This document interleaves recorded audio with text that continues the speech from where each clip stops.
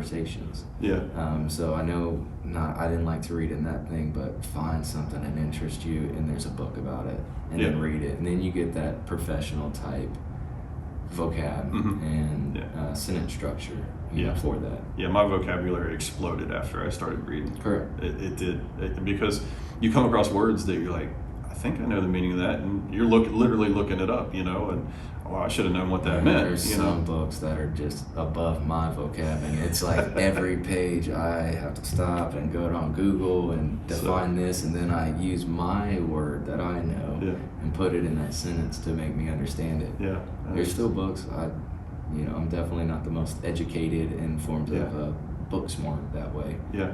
But so I have to use Google. Google a good amount. Yeah, something that helped me out is I had an English teacher in Bible college. She really helped me out with how I learn and process information, and she saw that I can read, and I can read out loud to somebody.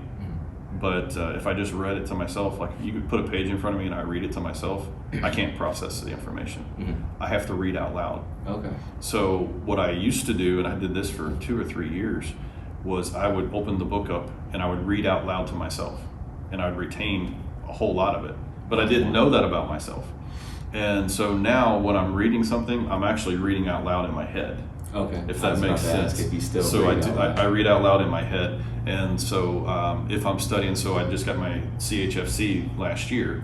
And so for those, I crammed it all down into, my goal was to get it done in 8 months. I got it done in like 13. So got it done. Got it done. But I would sit there and read out loud, because I knew that I would retain it a lot quicker that way.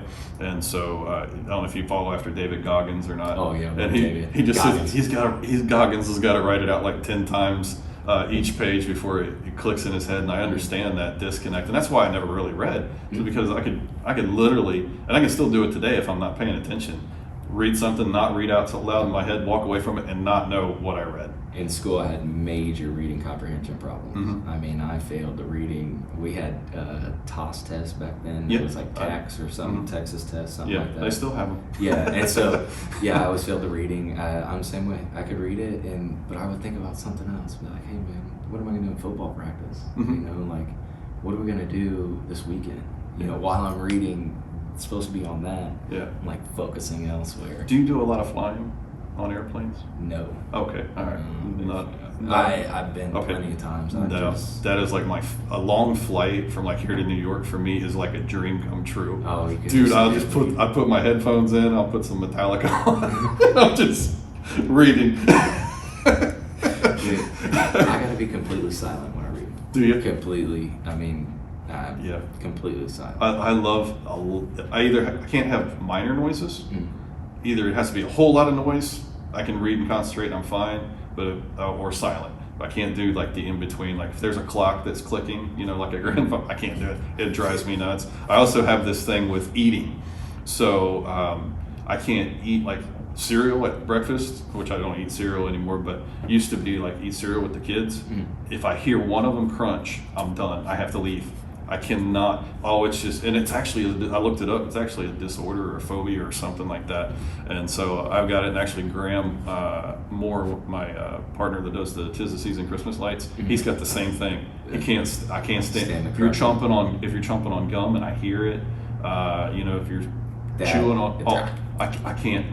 I have to get away. It just fires me up. So anyway, like you said, rabbit holes. Rabbit holes. So anyway, coming back to working at your grandmother's agency. If you like this short clip and want to watch the full interview, you can do so by clicking on the link below.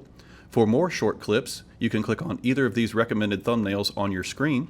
Be sure to hit the subscribe button so you don't miss out on any of our new content. Thanks again for watching Career Library.